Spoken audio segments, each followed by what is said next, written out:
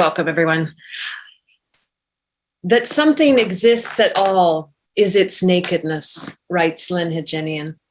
And I'd originally thought to use that quote to focus on the way that both of our readers tonight, in counterpoint to a culture that would place nakedness or revelation at the end of a teleology, instead begin in that position, always already naked, always already exposed.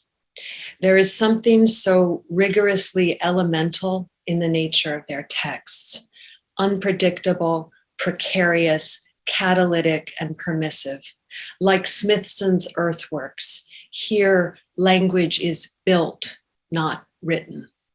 And as for the nakedness, I gradually realized it isn't simply that of a lone body unclothed, not, to quote Simone White, a confession of a secret that sits at the core of a singularity. Rather, both authors situate us within what philosopher Emmanuel Cochia has called the intrabody. Nakedness not as my life, my body, my tumor, my property, but a serial state of interrelatedness and of intersecting systems and contingencies. A patient, writes Anne Boyer, is a system-containing object within a series of interlocking systems, a system that we often mistake for the world. In the capitalist medical universe, in which all bodies must orbit around profit at all times, everything I'm advised to do in response to the cancer seems like a symptom of a world that is sick. When reading their works, I'm reminded strangely of a kabuki performance I once attended, in which the sun was lowered down the sky, and then the ropes that suspended it were thrown to the ground, umbilical of the fiction. Both Boyer and Hejinian consistently show us the Brechtian ropes, the forces and labors, in many cases the underpaid, undocumented labor, that hold our seemingly seamless realities together. We live amidst and partake in constellations of the real, writes Hejinian, ones that cultural standards, narrative givens, etc., can't make sense of or even perceive.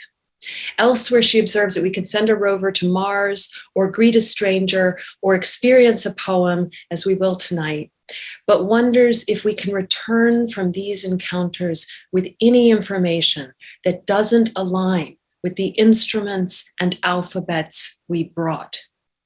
All systems are, as Boyer and Hejinian remind us, systems of thought.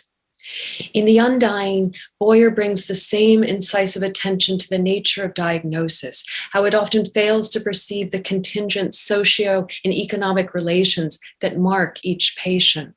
And she also helps us discern a network of relations that goes unrecognized, constellations of would-be caregivers that come in all kinds, not just the lawfully wedded ones. In the US, she writes, if you aren't someone's child, parent, or spouse, the law allows no one else guaranteed leave from work to take care of you. If you are loved outside the enclosure of family, the law doesn't care how deeply, even with all the unofficialized love in the world enfolding you. Tonight, we have an opportunity to receive the influx and fullness of the unofficialized, to partake in a larger constellation of the real, beyond the instruments we brought. Please welcome Anne Boyer and Lyn Hejinian, who will read in that order.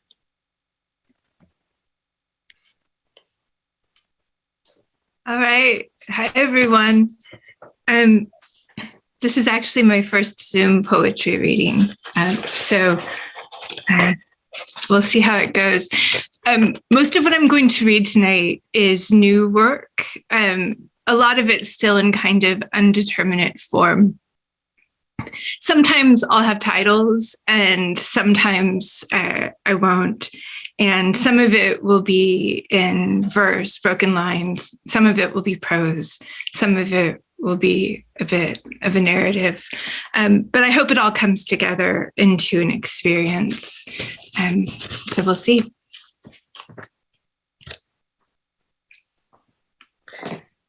This is a fiction because the truth is moving so quickly, it must cast off the burden of fact. It lacks the artifice of a novel for the same reason history has quadrupled its step. Jacob says it's a tale of unstern, his favorite German word, which has the root of star, but a prefix of dirty negation. Man with this prefix becomes monster. Unzeit becomes untime, the out of season, the inopportune. Unstern is the comet that illuminates collapse, the light that twinkles over an apocalypse's head. This is about the unfortune of empire, an account of unstars and unseasons. I try not to fear the fearsome prefix of dirty negation.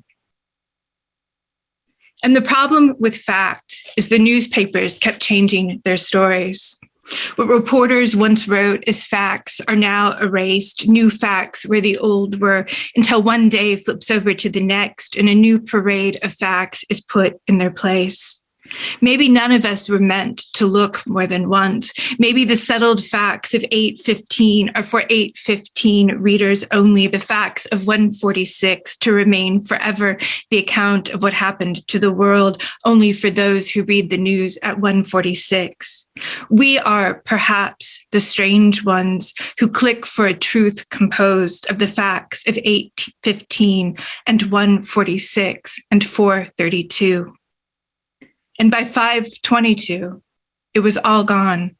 The quiet poem of the ice cream truck and the woman painting the trim of her door, now erased.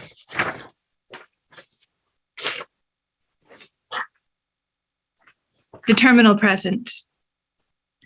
Ours was time as a miniature shipwreck in a cracked fish tank, in a condemned house, in a flood.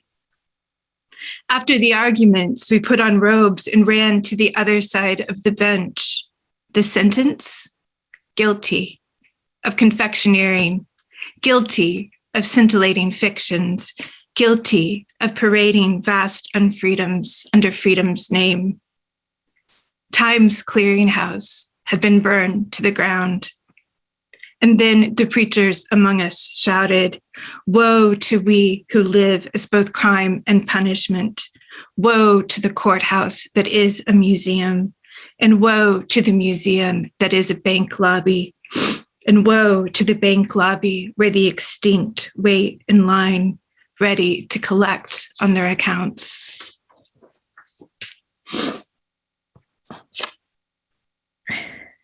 We became obsessed with the freedom of the other animals. Pumas lounged in the street corners of Santiago, flamingos blanketed Mumbai, dolphins cartwheeled in the Bosporus. Everywhere there were both temples and monkeys. Temples were ransacked by monkeys. At least, we said, the osprey are happy, and called each live cam the industrial condition or the melancholy of an animal who eats anything but feels everything.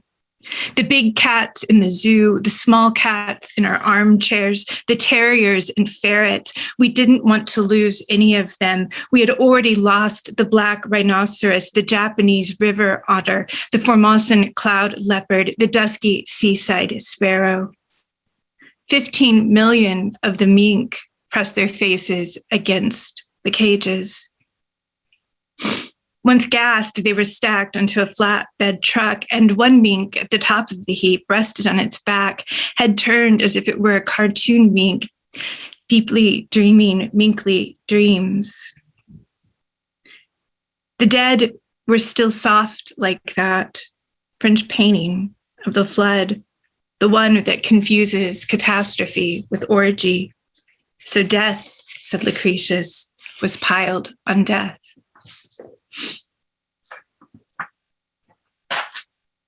Life without lifestyle. I bought into life without lifestyle, sex without sexiness, how to be a voluptuary without voluptuousness, or whatever was the opposite of the total aestheticization of everything existing. Mine was a research project intended to discover whatever was the opposite of property, also whatever was the inverse of identity, whatever was against home decorating, home fashion, shopping, shoplifting, fine food, vulgar food, self-denial, selflessness, elegance, inelegance, opinion, critique, and comfort. But mostly, I was against the boring and repetitive performance of freedom required of us because we were unfree. I was also against the boring and repetitive performance of unfreedom required of us because we are free. During the years in which I lived on this earth and under this empire, I bought into trying to understand just how we were automatons whose actions had been set to agency. Greenery, motion, large cats, running water, clouds, insects, seasons, my loved ones' faces, the alien smell of eucalyptus in the hill. All was Oz and inextricable. I guess I bought into dreams of our possible sensoria. I bought into one thing as an almost coherent system. This one thing was not me.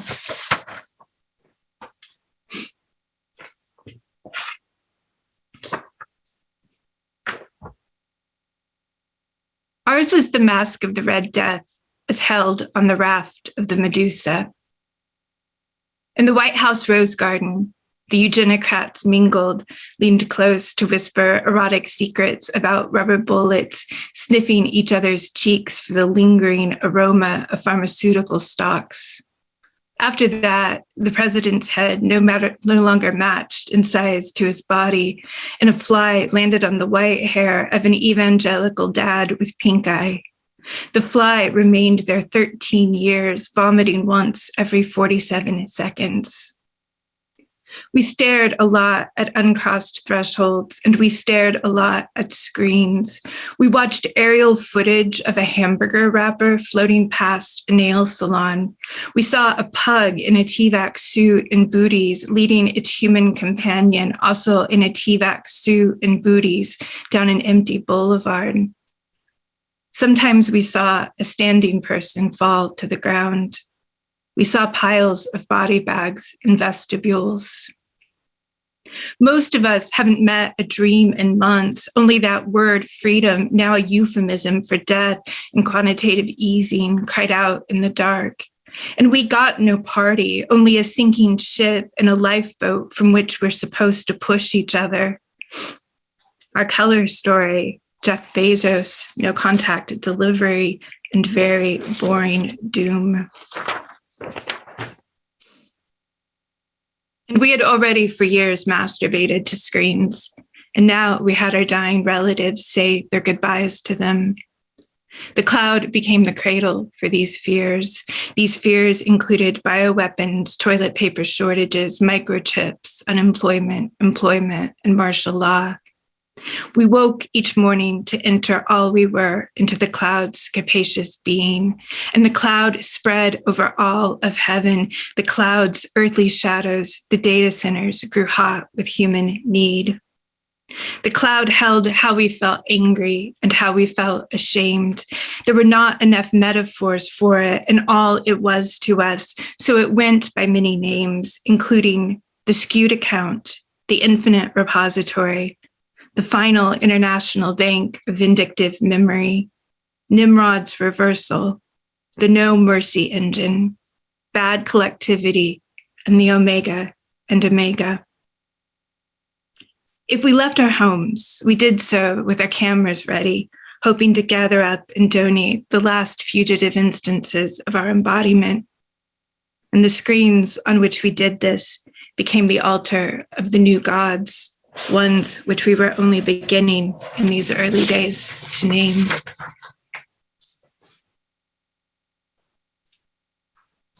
There were twin hurricanes and summer snowstorms. Baghdad reached a high of 125 and locusts swarmed the Horn of Africa. It hadn't even taken a year for 1 million people to die.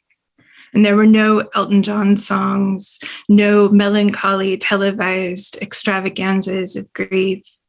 The dead stood aghast around the living. too disheartened to haunt.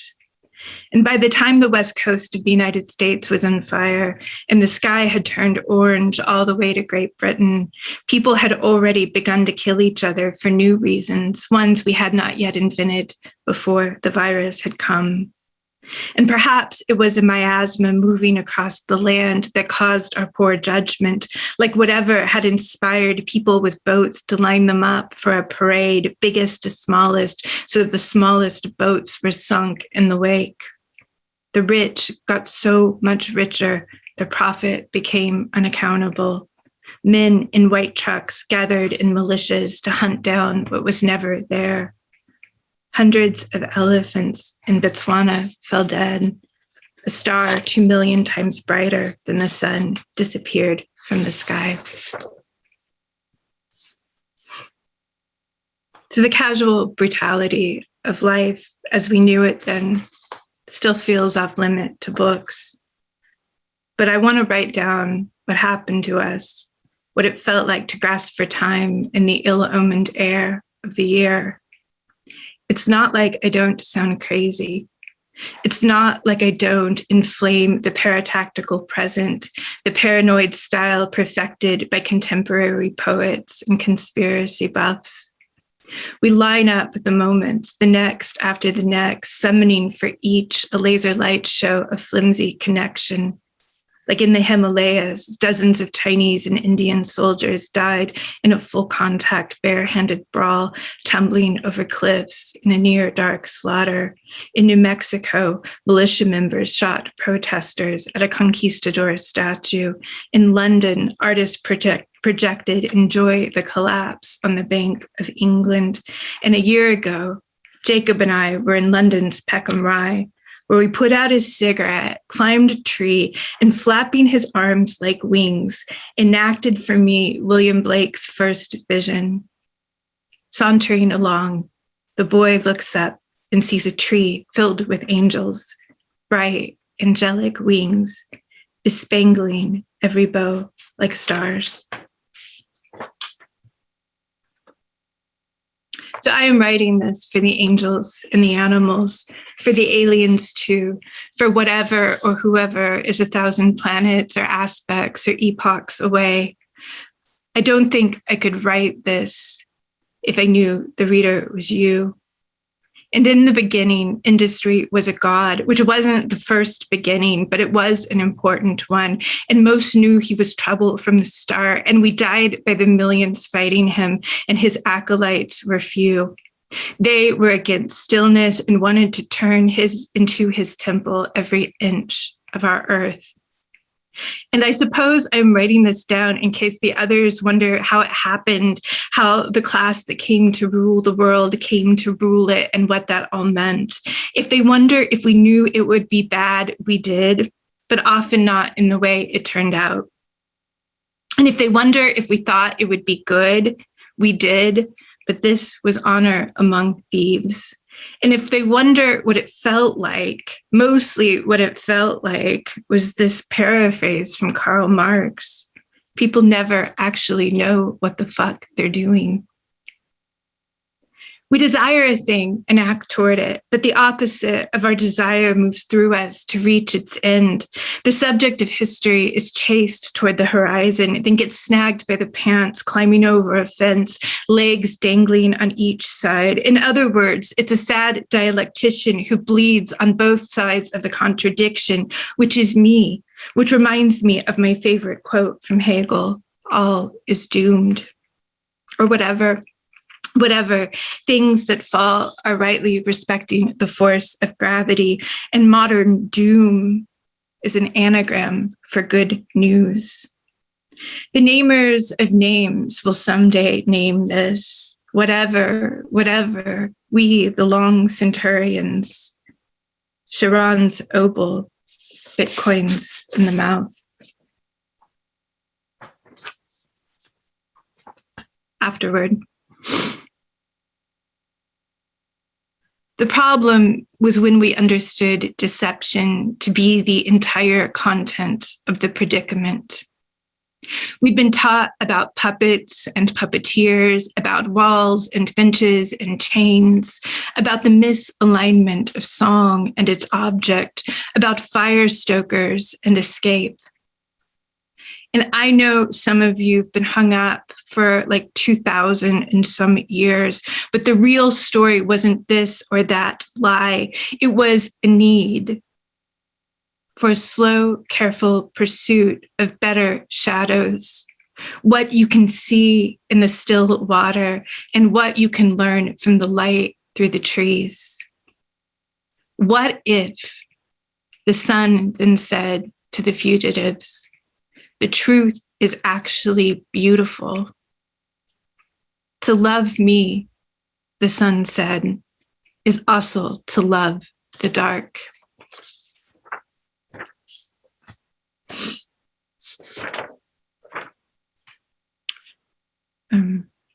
Silicon Valley.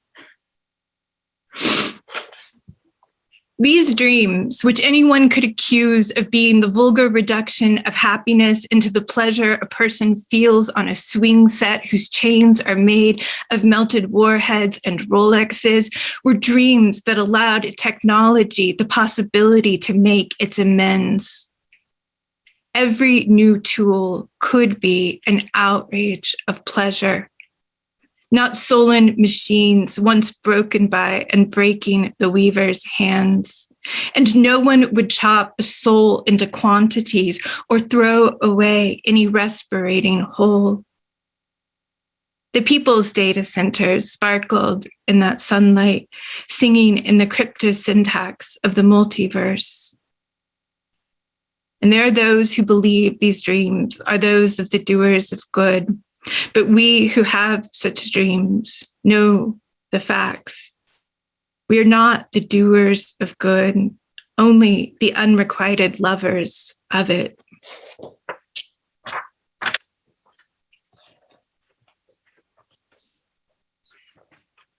Okay. Now I'm going to read a poem to the moon that I wrote when I was in Cambridge.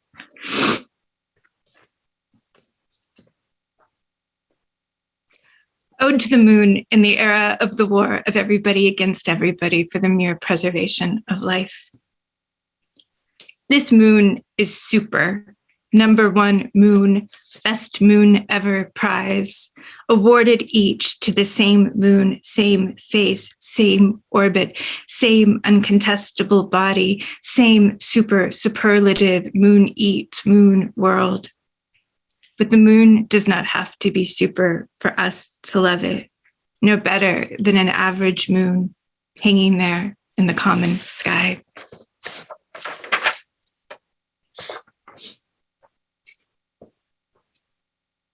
Regarding death, it always shows up with scissors, no matter what the invitation says.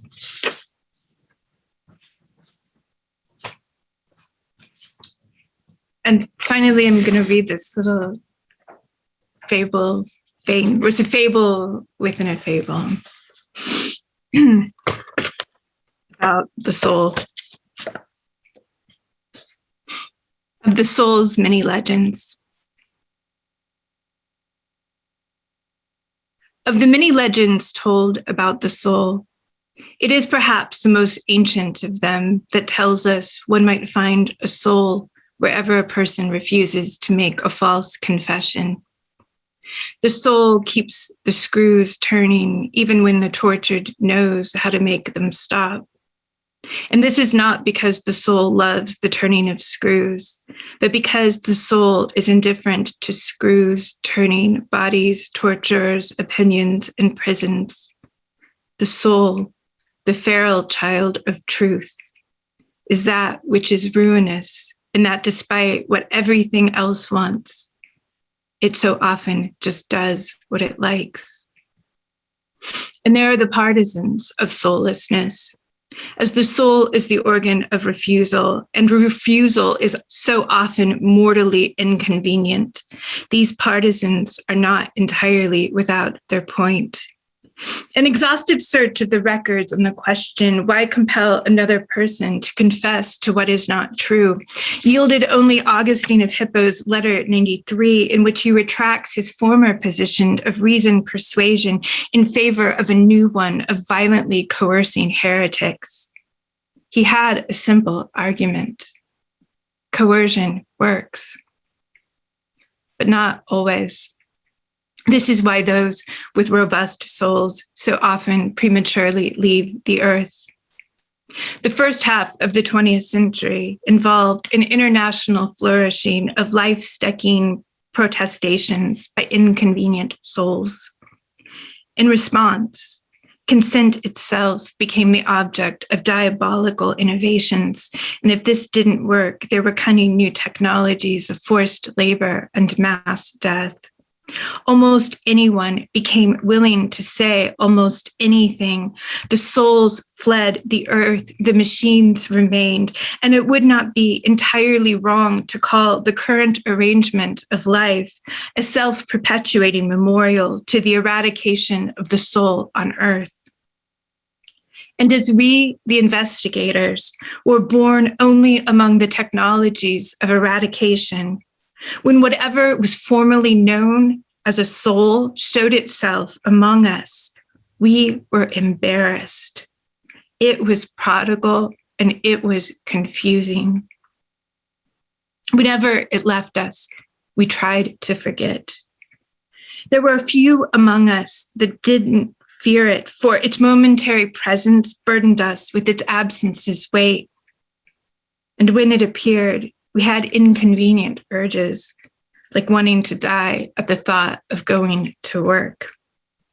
Yet even we, who are terrified of the soul, could not resist adding to its many legends, and so we did.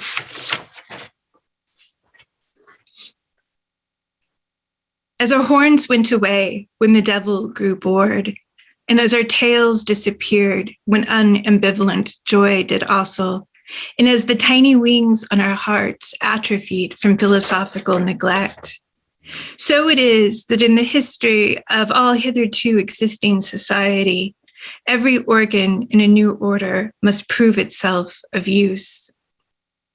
When our era arrived, each organ appeared to the new order of things one by one to make its case.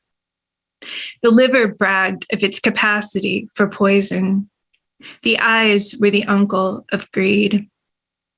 The heart was pathologically accommodating. The spleen was bitter, but promised Baudelaire. The soul, however, stared with indignant boredom, then asked, who made banality an emperor? Right, thank you.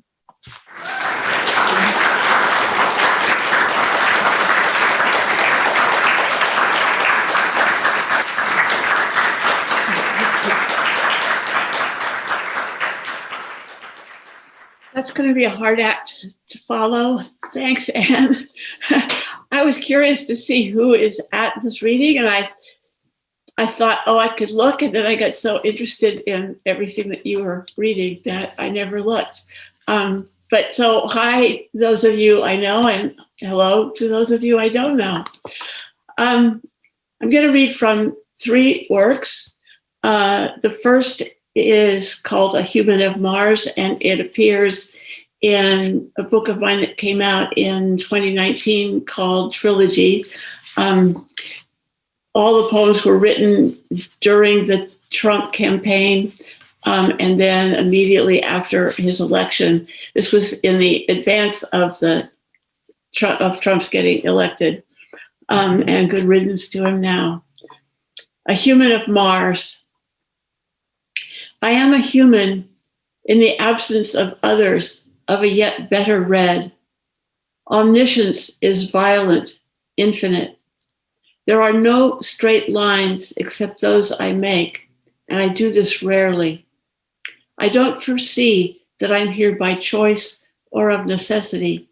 Perhaps I will never know or never want to know. There are no birches here, nor lemons, nor elk, nor signs of social insects, but there are flakes and something similar to red slate and mirages very close at hand. I come from the red leaps.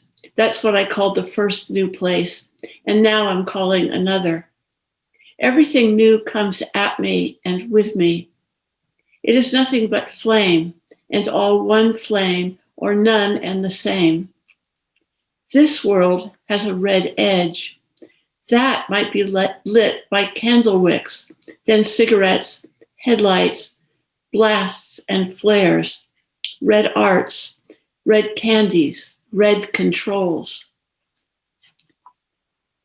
Even monosyllables are still rare in my conversations with myself. I have too little percussivity of thought. Once I found webs that had formed between my fingers and toes and under my arms and between my legs. Perhaps time once meant me to become airborne. Let's begin then with that to which I might have fled, the original desiderata, red life that rises, red guitars, red occupations, red rills. It is mid-season here, and I need red skills.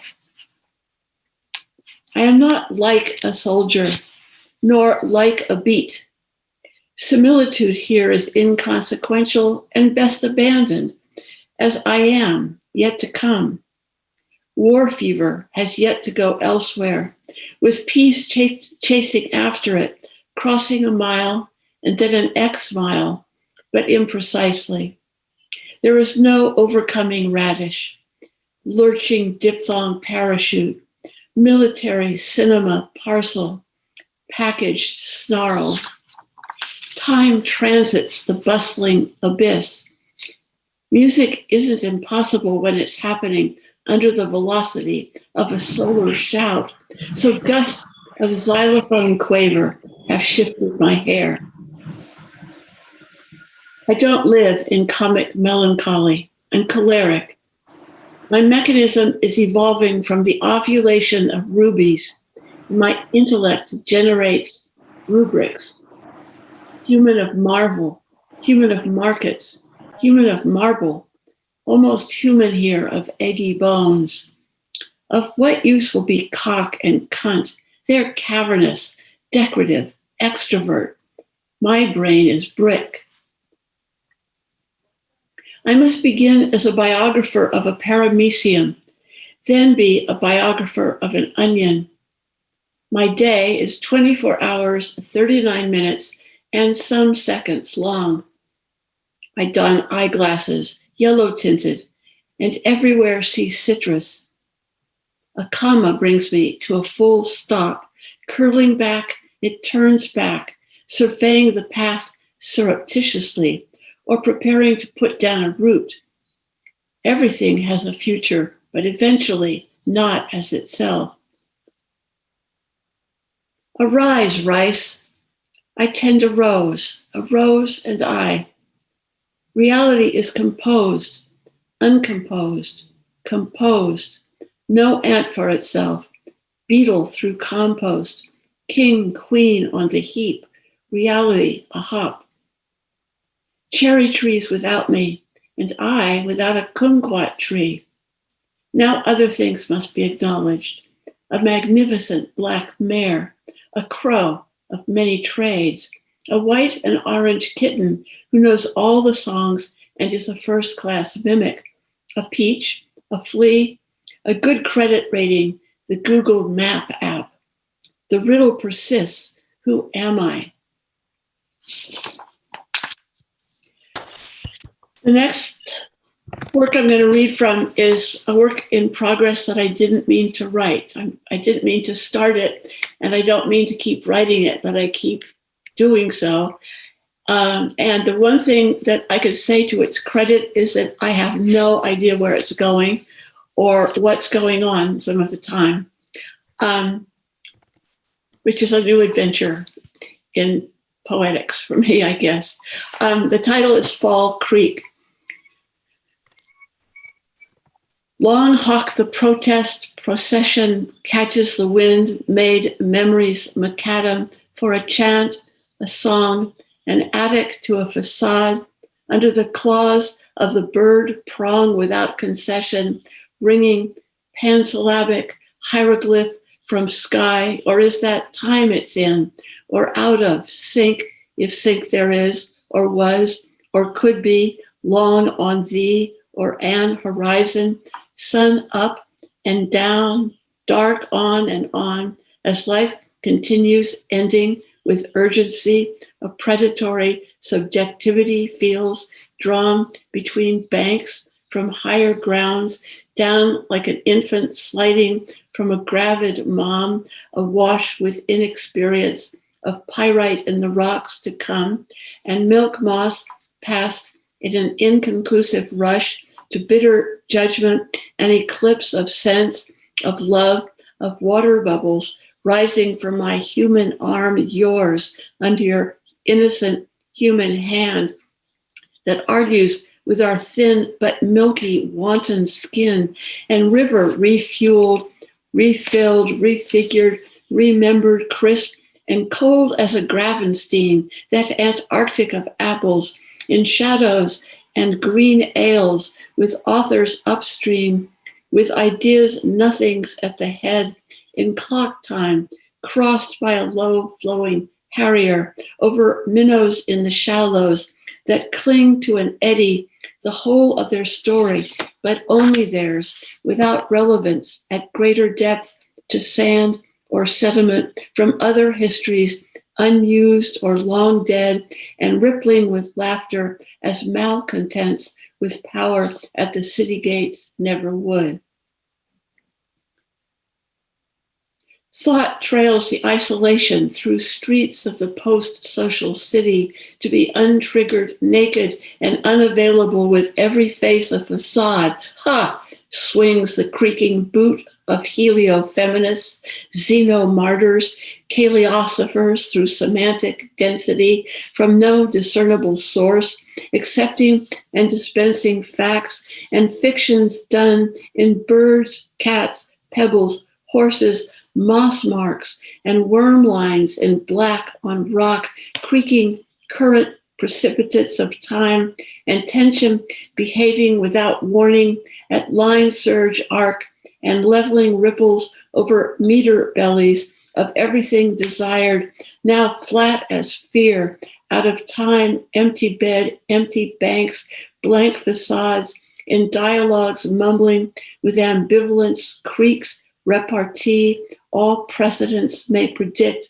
but can't guarantee a limit as the volume increases, as it invariably must, while the pigeons coo and the creek circles interminably, rising without rain and oppressed by heavy fruit things, anchored to flitch-bearing fern, where arteries pulse and pluralities prevail, and even in cities once, the pigeons fall silent, the nights are calm, and the avenues quiet, in free fall figure carrying a pie, a sand sail supporting a house above eye level, with a stir rippling a body of water, in flight prophesied but not prophetic, of laughter at the end from memory of an indispensable past, and fringe zither, and the secret insect of a night dictionary, and cemetery, and a tucked pool,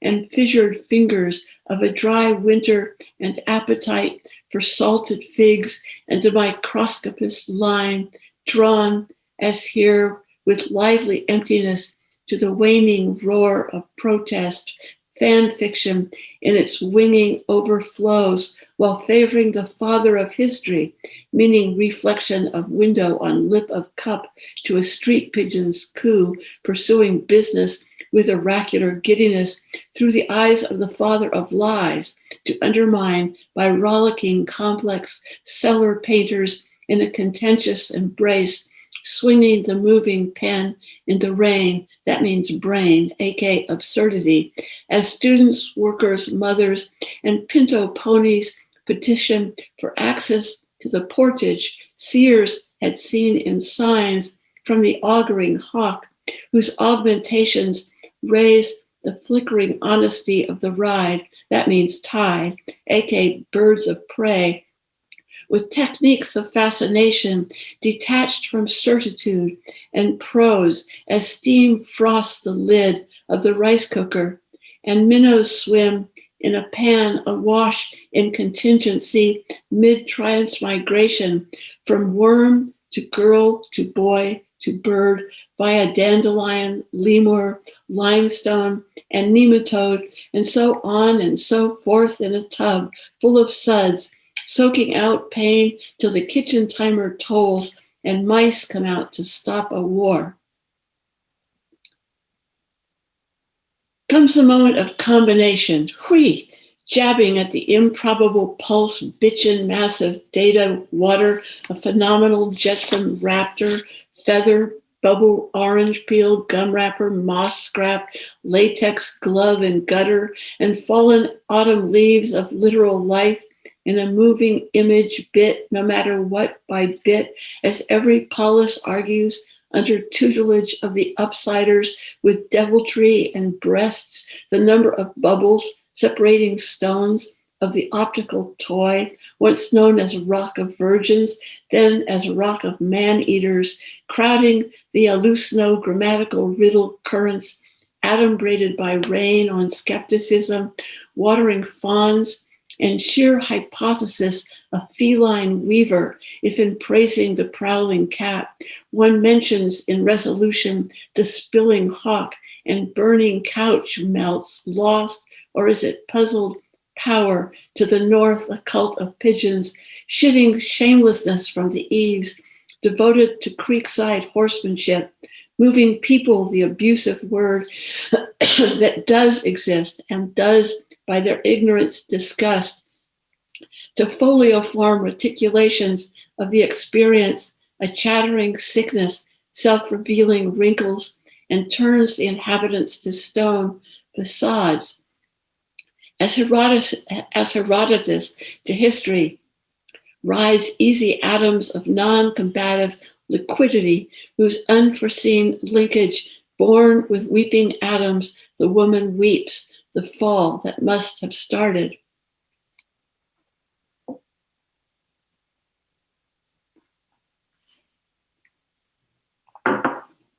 It was merciless to read out loud.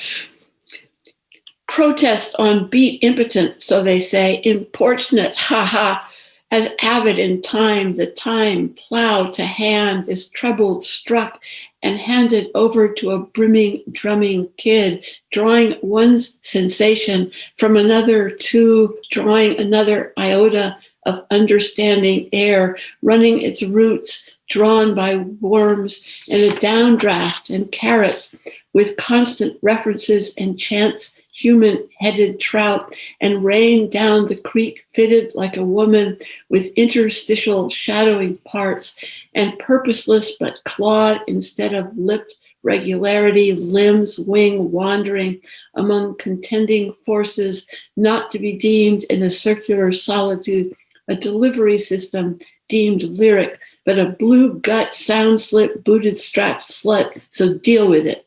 This is what there is.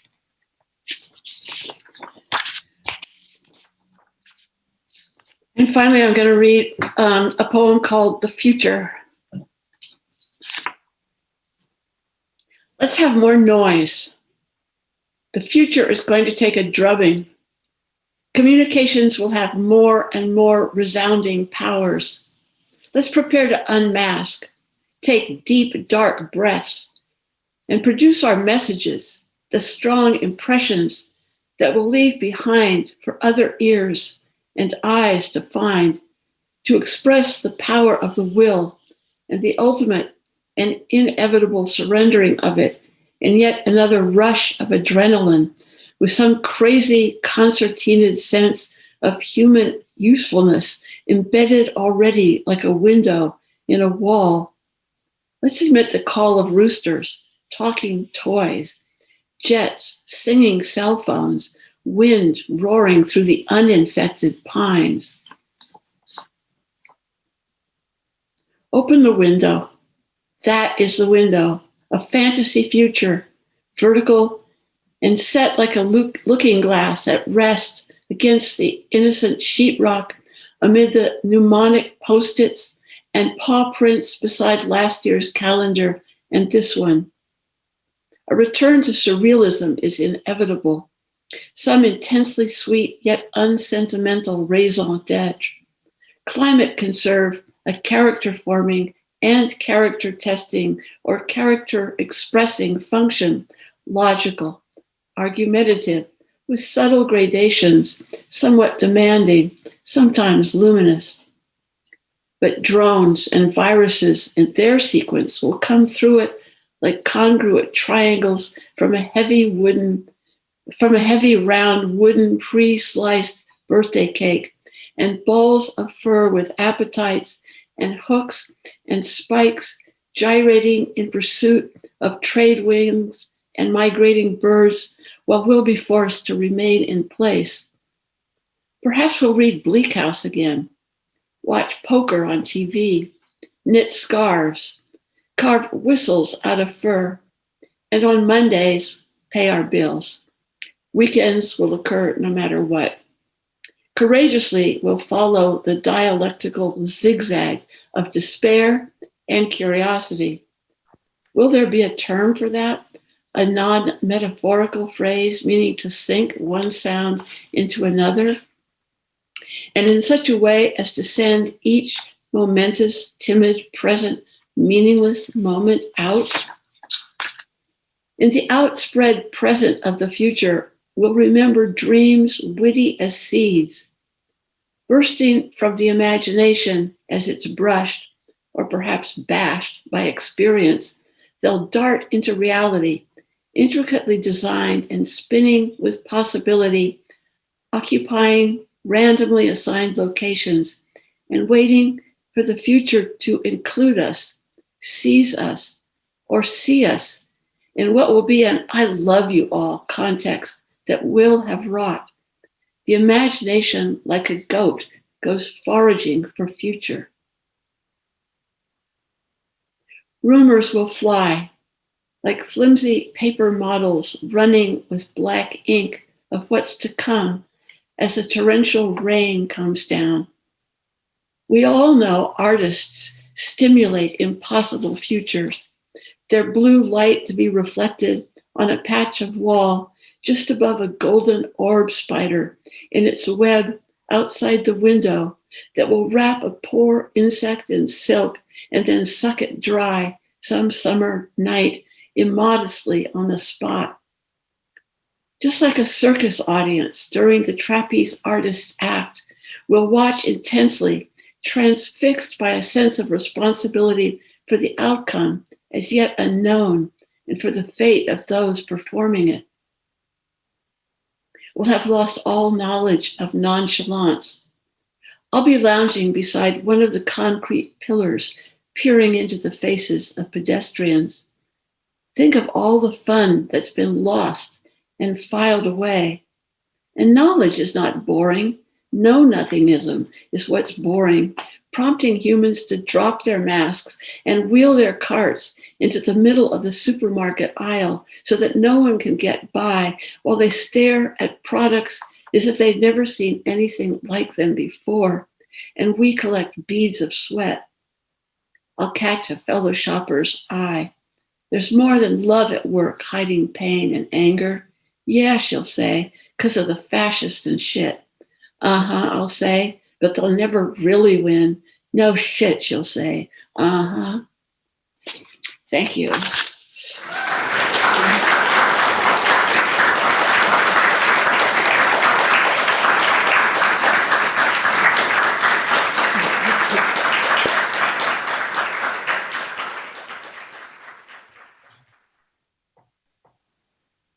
Thank you for speaking out loud our now, or I guess our now as of 7:59, according to Anne Boyer. But this is just a moment where all of us share our love and affection and just joy that these two people would bring to bear on us what we've experienced and what we are in and what's ahead of us and our futures. Please unmute yourselves, speak, thank people.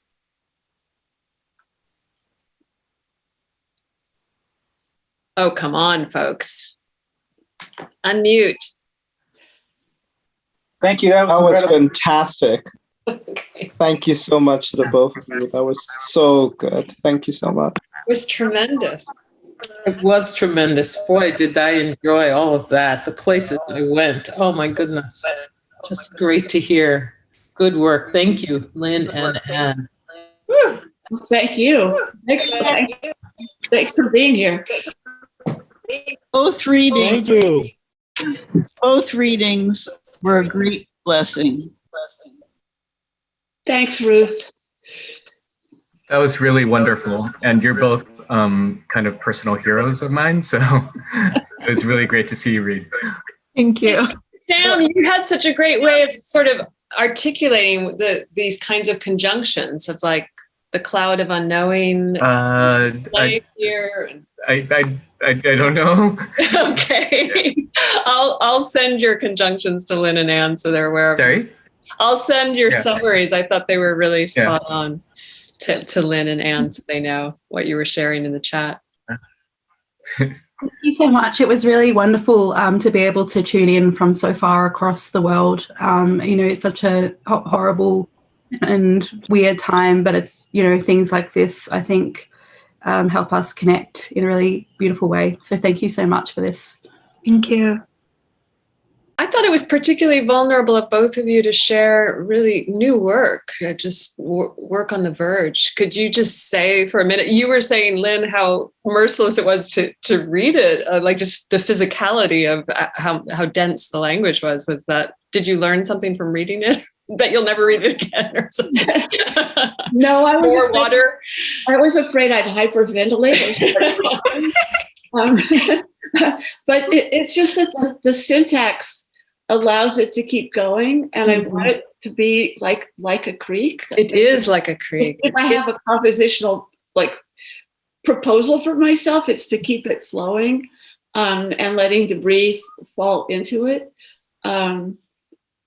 So yeah, but it really accumulates the human and the debris and everything. It's really extraordinary, but I can see how it physically would take a toll every now and then, especially when we're not used to breathing much. Yeah. Well, at least I didn't have to wear a mask. Yeah. Anne, could you talk just for a second about did you experience any surprises reading it aloud or any? Well, I mean, I'm just hoping that it'll finally become something. So I just have this giant unmanageable binder of writing. So it was good to actually have to sort of extract some things and see how the pattern I can make with them. So yeah, I appreciate the chance to get to read them because I haven't been doing readings and I don't want to read any old stuff ever again. So this was good for me to try to figure out how to read again. Well, I don't know if my opinion counts for much. It's yours that has to count, but that's going to be a brilliant book when it's done. Thank you. Yeah. I was talking with somebody yesterday. I don't know if I've made up this etymology, but it still stands by me, and it does tonight, that to publish simply means to make known. So I feel like, Anne, you published that book for us. And Lynn, I know your creek's not yet dry. Yes, it was a private book that I put together for all the people here. It lives just this way for you.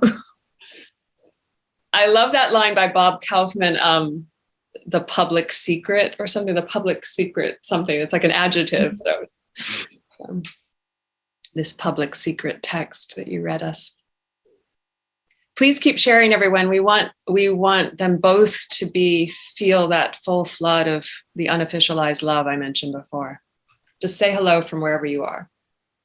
And then we're going to play some music. Hey, Lynn and Anne, that was a terrific reading. Both of you were excellent. Fantastic. Thank really you. Great. Astonishing work. Beautifully delivered. Oh, Thank you. Thanks for being here, Kit. And I'll see Oh, you yeah. tomorrow. We loved it. We loved it. Wish that I could give you both hugs. That was just so lovely. I know I miss the not getting to hug people or just even sort of like happily brush against them in a room after a poetry reading is very sad. So I think you should bring on your 3 cats and just do some. well, no, they're in the garden. But here, I owe all of you hugs. Some future dates, or at least some excited post-reading, whatever, noise making together. Yeah. Yeah, it's getting to about the hour here in California where I could consider getting a glass of wine. And then we could all just mill around and talk and yeah. Well, before we leave, I want to just thank Christina for putting this together because Lynn is my hero. And I haven't really been answering emails, but she knew to put Lynn's name in the subject line of the email. And I was on it in like 5 minutes.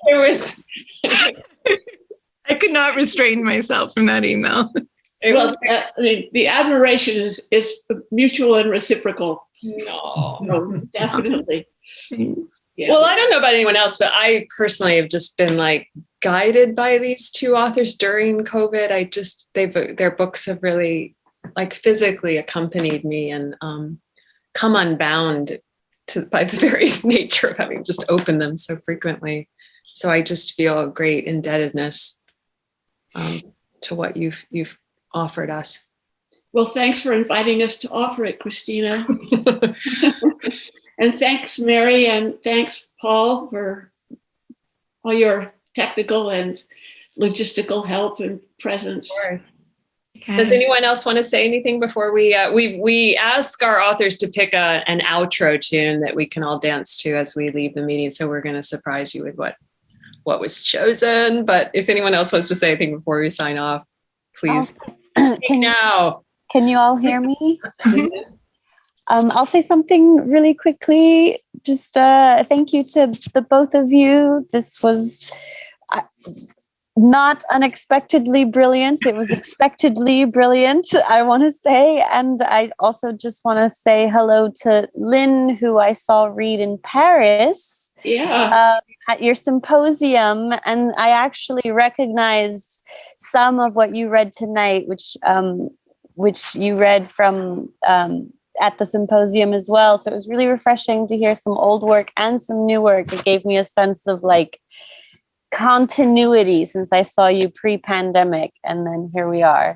Yeah, it was just before the pandemic hit. It was just before. That's like right. Minutes before. Literal minutes.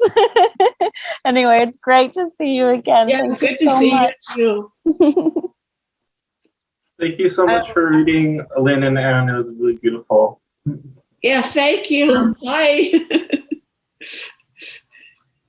I was just going to say it's amazing to have this historiography of the recent past, like that is still the present and the future. There was just so much of this groping generically, genre-wise, for some form that could like hold the ongoing nightmare and make it history, but it just keeps becoming present again. And the erosion of time in the work was really fascinating. The 2 of you, one against the other. So thank you. It was just brilliant and great to see your faces. Thank you. It's good to see you. Thanks. Yeah, that was good, wasn't it? What's your name? Jen Scapitoli? Yes, Scapitoli. Hey, Lynn, do you want to say why you chose the song? Do you know what song you chose? Well, I wanted to be Janis Joplin at a certain point. Now we know. So yeah, I chose "Take a Little Piece of My Heart," which I figure that like all artists, maybe always, but certainly in the last year or the last 4 to 5 years, have been giving pieces of their heart away. But also there's something about, yeah, it's a great song. It's one of her best. All right. Okay. Oh, Anne. I said, all right. All right. Okay. So everyone, we're just going to play the song. You can dance, you can wave goodbye, you can click leave meeting as you choose. But we are back next week with Claudia Rankin, introduced by Henry Louis Gates Jr.